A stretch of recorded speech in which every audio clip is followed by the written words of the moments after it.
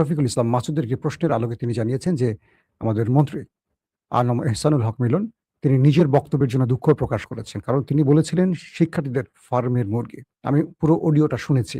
সেই অডিওতে তিনি তার কন্যাকেও জড়িয়ে বলেছেন এখনকার বাচ্চারা কি বলে ফার্মের মুরগির মতো। আসলে সময় চেঞ্জ করে ফেলেছে সবকিছু। এইভাবে অনেক কিছু বলা ঠিক না। কিছু শব্দ শুনতে ভালো লাগে না। সরকারকে বুঝতে হবে কারণ এক রাজাকার শব্দের কারণে হাসিনার বিদায় ঘটেছে। কিছু শব্দ আমাদেরকে অনেক বড় বিপদে ফেলতে পারে। আসেন আমরা নিউজটাকে একবার শুনি। আমাদের শিক্ষামন্ত্রী নিজের বক্তব্যের জন্য দুঃখ প্রকাশ করে বলেছেন, উচ্চ মাধ্যমিক পদার্থবিজ্ঞান, হিসাব বিজ্ঞান ও যুক্তিবিদ্যা পরীক্ষা আবার নেয়ার ব্যবস্থা করা যাবে। আজকে শিক্ষামন্ত্রী পার্লামেন্টে এক প্রশ্নের উত্তরে এই বিষয়গুলো জানান এবং সে সময় আমাদের জামাতে যিনি শফিকুল ইসলাম মাসুদ তিনি বলেন, আমরা যখন বিশ্ববিদ্যালয় নিয়ে আলোচনা করছি তখন আমাদের সংসদের সামনে আমাদের প্রিয় শিক্ষার্থীরা ব্যারিকেড ভেঙে অবস্থান নিয়েছে। তিনি শিক্ষার্থীদের দাবি বাস্তবায়ন এবং তাদের সঙ্গে বসে আলোচনার মাধ্যমে দ্রুত সমস্যার সমাধান করার দাবি জানান। তখন শিক্ষামন্ত্রী এহসানুল হক মিলন বলেন, এই ব্যাপারে আমরা অনেক পর্যালোচনা করে দেখেছি। গতকালকে যে পদার্থবিজ্ঞানের পরীক্ষা হয়েছে, হিসাব বিজ্ঞান ও যুক্তিবিদ্যা পরীক্ষা হয়েছে, এই পরীক্ষার সময় বৃষ্টি ছিল, অনেকেই ভিজেছে এবং অনেকেই পরীক্ষা সঠিকভাবে দিতে পারেনি এমন অভিযোগ এসেছে।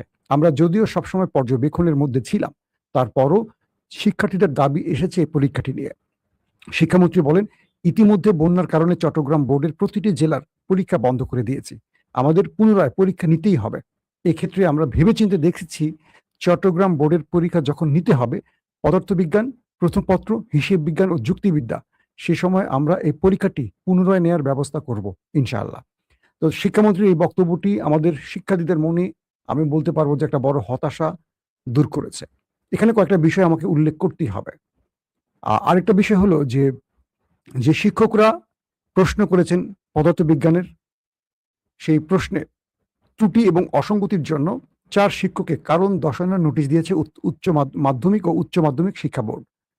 এটি একটি গুরুত্বপূর্ণ খবর। আমরা আসলে তাদের শোকজ নয়, আরো বড় কিছু আশা করি। দর্শক, যে কথাটা এখন খুব গুরুত্বপূর্ণ সেটা হলো, আজ সারা দেশে বিভিন্ন জায়গায় শিক্ষার্থীরা রাজপথে আন্দোলন করেছে।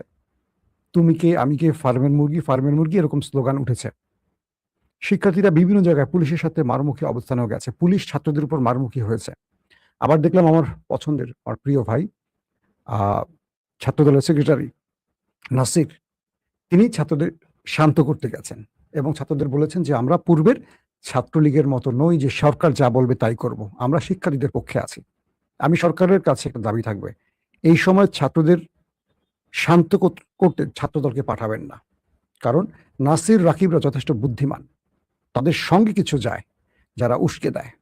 কারণ ছাত্রদলের কমিটির মধ্যে অনেক ছাত্রলীগ আছে, তারা কাজের এজেন্ডা বাস্তবায়ন করবে কেউ জানে না। রানিং কমিটিতে অনেক ছাত্রলীগ আছে, আমি পার্সোনালি চিনি। সাংবাদিকরা অনেক মানুষের ভেতরের খবর জানে। এই সময় ছাত্রদলকে কোনোভাবেই মাঠে নামানো ঠিক হবে না, এটা সরকার করবে। তারেক রহমানের একটি বক্তব্যে যে শান্ত হয়ে যাবে। তিনি পুরো বিষয়টা পর্যবেক্ষণে আছেন। যতটুকু শুনেছি, তিনি শিক্ষামন্ত্রীর সাথে কয়েক দফা ফোনে কথা বলেছেন এবং তাকে দ্রুত একটা সমাধানের কথা বলেছেন। কারণ আমাদের শিক্ষামন্ত্রী তিনি যেই প্রক্রিয়া ছাত্রদের কাছে ট্রলে শিকার হয়েছেন, এটা তাকেই ভাঙতে হবে। 1 2 নম্বর বিষয়টা হলো পদার্থবিজ্ঞানের প্রশ্ন ভুল, অসঙ্গতি, হার্ড প্রশ্ন করা এবং শিক্ষার্থীরা কলেজে যেসব বিষয়গুলো পড়াশোনা করেনি, যে সূত্র নিয়ে তাদের অঙ্কের খেলাগুলো আছে, মারপ্যাচ আছে, অনেকেই তার কলেজ জীবনে শিক্ষকরা তাদেরকে পড়ায় নাই। আবার অনেকে ট্রল করছেন যারা পড়বে না তারা এখন রাজপথে কেন। যারা সায়েন্সে পড়েন তারা বিষয়টা ভালো করে বোঝেন। আবার যারা এই কমেন্টগুলো করছেন এরা অধিকাংশই লেখাপড়ার লোক নন, এরা পলিটিক্সের লোক। আবার অনেকেই বলছেন প্রশ্ন ভালো হয়েছে, এরা সাজানো লোক, আমরা বুঝতে পারছি।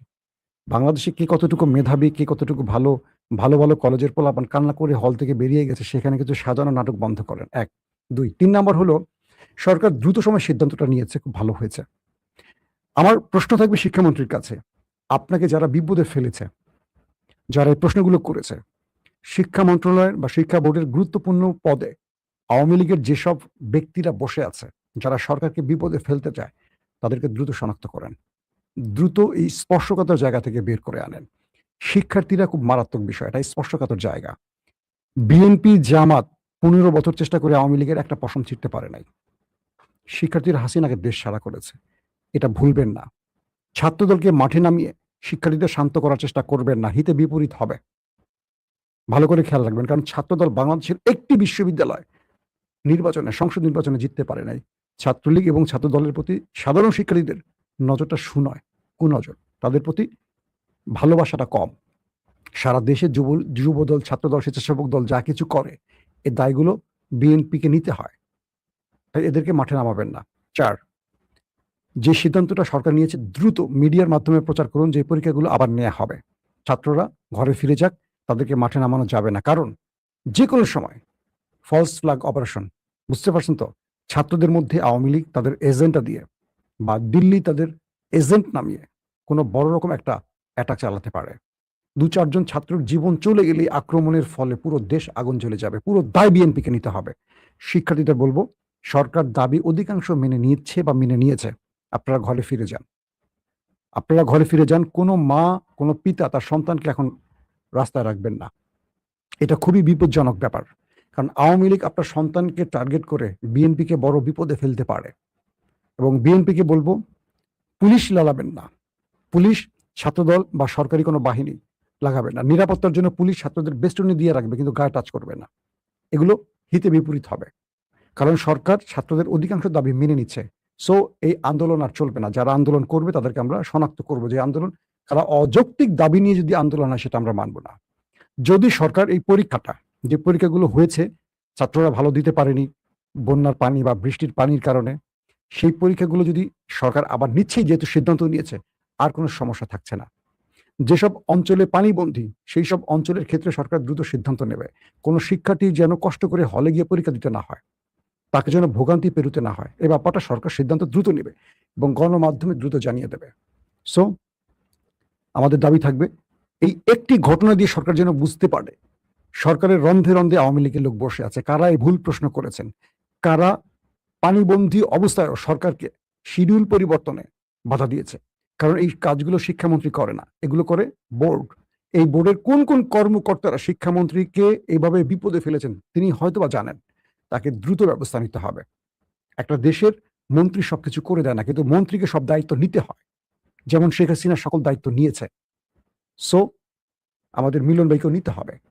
কিন্তু তিনি যাদেরকে, তার যে টিমের মধ্যে যারা রয়েছেন ফ্যাসিস্টদের দোসর, তাদেরকে যদি না চেনেন, সরকারের এখনো গুরুত্বপূর্ণ জায়গায় আওয়ামী লীগের লোক বসে আছে, পুলিশের মধ্যে আছে, আমলার মধ্যে আছে, শিক্ষা বোর্ডের মধ্যে আছে, নানান জায়গায় বসে আছে। কারণ সরকারকে বিপদে ফেলতে পলাতক হাসিনা গ্রুপ বড় বড় প্ল্যান করছে। সরকার এই ব্যাপারগুলোতে যেন সজাগ থাকে, এটি একদম ক্লিয়ার স্পষ্ট বার্তা। আরেকটি কথা বলছি, অভিভাবকদের, আপনাদের সন্তানদের ব্যাপারে খবর রাখবেন।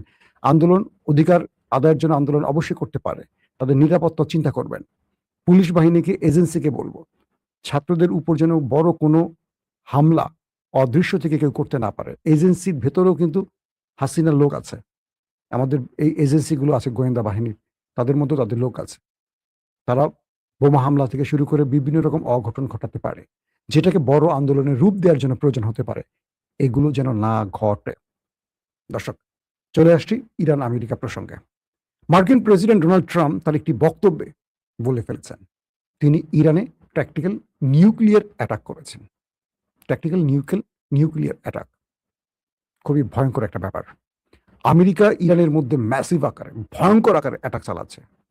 ইরানের ড্রোন স্টোরেজ টার্গেট করছে, ড্রোন লঞ্চার টার্গেট করছে, সামরিক স্থাপনা টার্গেট করছে, মিসাইল স্টোরেজ টার্গেট করছে, যেখান থেকে মিসাইল উৎক্ষেপণ করা হয় সেগুলো টার্গেট করছে, রাডার সিস্টেম টার্গেট করছে, প্রতিরক্ষা টার্গেট মানে আকাশ প্রতিরক্ষা সিস্টেমগুলোকে টার্গেট করছে। এবং একটার পর একটা সিরিজ অ্যাটাক ইরানের মধ্যে চলছেই আমেরিকার পক্ষ থেকে। এবং আজকে যে লেটেস্ট খবর, সেখানে বলা হচ্ছে যে হরমুজ ঘিরে বা হরমুজকে ইরান যেখান থেকে কন্ট্রোল করে, সেই কন্ট্রোল জোনগুলোকে একটার পর একটা উড়িয়ে দেওয়ার চেষ্টা করছে আমেরিকা। ইরান তার সর্বোচ্চ দিয়ে প্রতিরক্ষার ব্যবস্থা করছে। এবং এখন পর্যন্ত হরমুজের দুই পক্ষের লড়াই কিন্তু, প্রাণঘাতী লড়াই কিন্তু চলছে।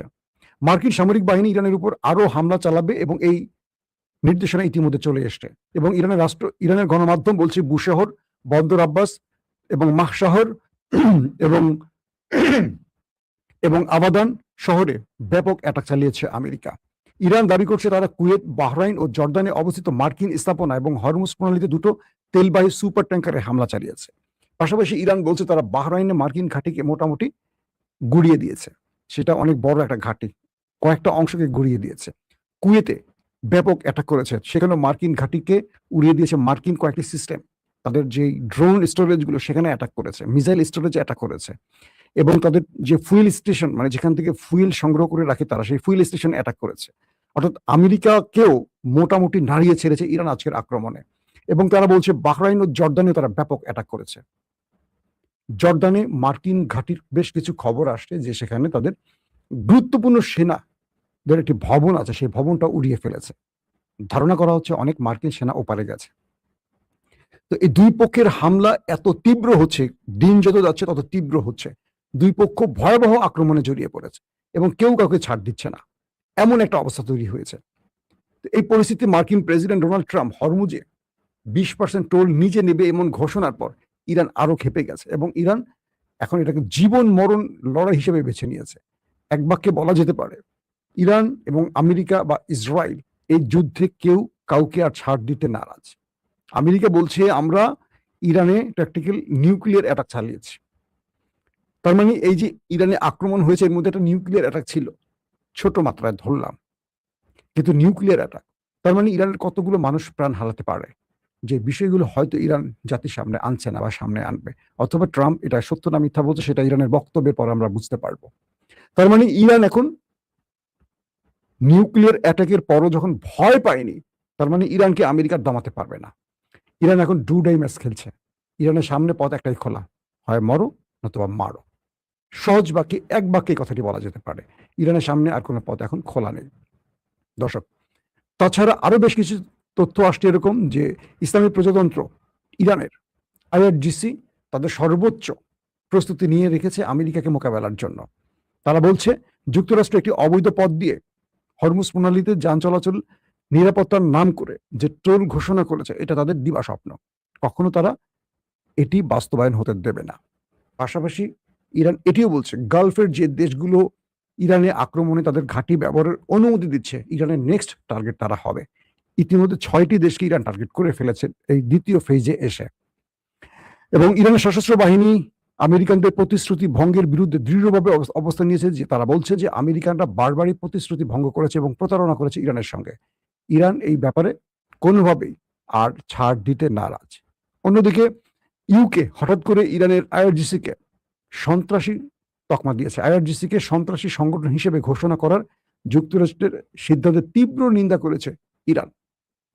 এক বিবৃতিতে পররাষ্ট্র মন্ত্রণালয় বলছে ব্রিটিশ সরকারের এই সিদ্ধান্তকে রাজনৈতিক উদ্দেশ্য প্রণোদিত এবং আন্তর্জাতিক আইনি নীতির পরিপন্থী বলে নিন্দা জানিয়েছে ইরান।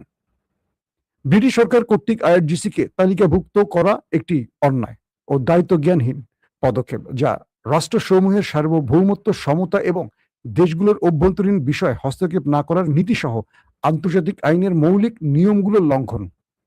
আইআরজিসি যারা ইরানকে রক্ষায় কাজ করছে, ইন্টারেস্টিং ব্যাপার দেখেন, তাদেরকে বলছে তারা সন্ত্রাসী সংগঠন, কিন্তু যারা ফিলিস্তিনে হাজার হাজার লক্ষ লক্ষ মানুষ মারলো তারা সন্ত্রাসী না।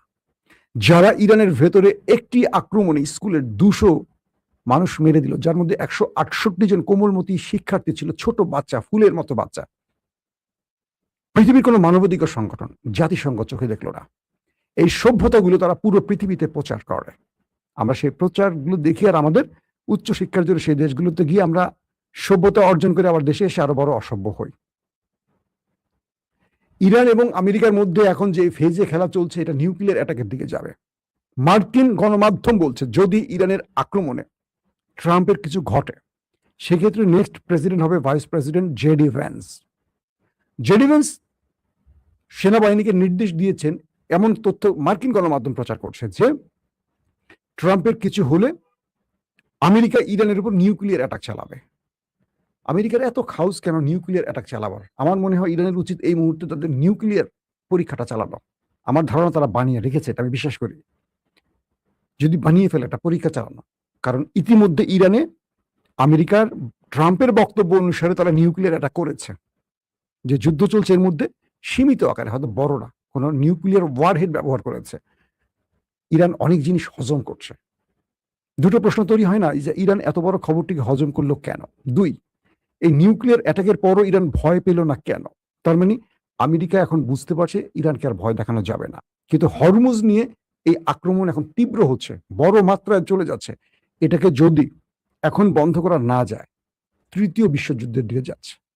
যখন আমেরিকা বলছে হরমুজ থেকে তারা টোল আদায় করবে, আমার নদী টোল আদায় করবে আরেকজন 10,000 মাইল দূর থেকে এসে। কি অদ্ভুত না শক্তির, মানে কি বলবো, যে শক্তির যে আস্ফালন সেটা বোঝা যাচ্ছে কিরকম। ইরান বলছে আমার জলরাশি থেকে তুমি টোল নিবা আমি বেঁচে থাকতে, ওকে তুমি কি করতে চাও করো, আমি আছি তোমার সামনে, দেখি। চীন রাশিয়া বলে দিয়েছে মগের মুল্লুক, ইরানের জলরাশিতে তোমাকে আমি টোল দিব, আসো তুমি টোল নাও আমার কাছ থেকে। এবার মাঠে নামছে কে? চীন, রাশিয়া। এই দুটো দেশ যদি এক হয়ে যায়, আর হরমুজ থেকে প্রায় 80-90% ইরানের তেলটা নেয় কে? চীন। তো চীন হলো ইরানের সবচেয়ে বড় ক্রেতা। চীন বলছে আমেরিকাকে তুমি হরমুজ থেকে 20% টোল নিবে আমার কাছ থেকে, আমি তোমাকে দিব টোল। এত সহজ? তার মানে এই দুটো দেশ ইরানকে আরো বেশি সহযোগিতা করবে আমেরিকাকে গালফ থেকে খেদানোর জন্য। এখন আমেরিকা এই যুদ্ধে যদি চলে যায়, আমেরিকার সুপার পাওয়ারের পতন। ইরান যদি আমেরিকার কাছে নতি স্বীকার করে, পুরো ইরান আমেরিকার দখল। কারণ আমেরিকা বলেছে আমরা ওদের গ্যাস নিব, তেল নিব, ওদের স্বর্ণ নিব, ওদের যা যা আছে সব নেব। এখন ইরানকে আর আমেরিকাকে, ইরানকে বেঁচে থাকার লড়াইটা করতে হবে। বেঁচে থাকার লড়াইটা হয় সবচেয়ে শক্তিশালী। যখন জুলাইতে আন্দোলন হচ্ছিল, শিক্ষার্থীরা বুঝে গেছে যে আমরা যদি আন্দোলনটা বন্ধ করে দিই, হাসিনা একটাকে বাঁচতে দেবে না। হাসিনা যে পরিমাণ দানবীয় নারী, আন্দোলনের পর পুলিশ দিয়ে প্রতিটি বাসা থেকে তুলে এনে এনে একটাকে একটা করে জবাই করবে। কারণ সিরিজ যে 2000 মানুষকে মারতে পারে, 40,000কে অন্ধ, পঙ্গু, ল্যাংড়া, খোরা বানাতে পারে, যেই সরকার তার দেশের শিক্ষার্থীদের, তার দেশের নাগরিকদের এই প্রকাশ্যে মারতে পারে, আন্দোলন যদি হাসিনা দমাতে পারে, বাংলাদেশে আর কখনো আন্দোলন সফল হবে না। এত প্রাণের বিনিময়ে যদি হাসিনার কিছু না হয়, এই দেশ আজীবনের জন্য দিল্লির সিলমোহরের নিচে পড়ে যাবে। শিক্ষার্থীরা এই বিষয়টি বুঝতে পেরেছে, জনতা বুঝতে পেরেছে। তারা জীবন দেওয়ার জন্য যখন নেমেছে, একটা সময় হাসিনা পালাতে বাধ্য হয়েছে। তার মানে ডু ডাই ম্যাচ খেলেছে শিক্ষার্থীরা বা ছাত্র জনতা। ইরান এই ম্যাচটি খেলছে এখন। আমেরিকাকে কিন্তু ইরানও মারছে, কিন্তু ইরান মরছে, কিন্তু ইরান মারছে। ইরান মার খেয়ে ঘরে বসে থাকছে না। আমেরিকা যে পরিমাণ ক্ষতি করছে ইরানের, ইরান আমেরিকার তার কম ক্ষতি করেনি। আমেরিকার মিসাইল ফুরিয়ে আসছে। আজ সারাদিন যে খবরগুলো পেয়েছি, আমেরিকার গুরুত্বপূর্ণ গুরুত্বপূর্ণ মার্কিন ঘাঁটিগুলোর মোটামুটি গুড়িয়ে উড়িয়ে ছড়িয়ে দিয়েছে। তাদের বেজগুলো জ্বলছে, তাদের ড্রোন স্টোরেজ পুড়িয়ে দিয়েছে, তাদের প্রতিরক্ষা ব্যবস্থা, আকাশ প্রতিরক্ষা প্যাট্রিয়ট, একটা দাম সেই রকম দাম মনে করেন, গুড়িয়ে দিচ্ছে। আরব দেশগুলোর মধ্যে একটার পর একটা মিসাইলের ড্রোন হিট করছে, পুরো দেশের মধ্যে সাইরেন বাজছে। আমেরিকা ইরানকে ছাড় দিচ্ছে না। দুই পক্ষ সমান্তরে লড়াই চালিয়ে যাচ্ছে।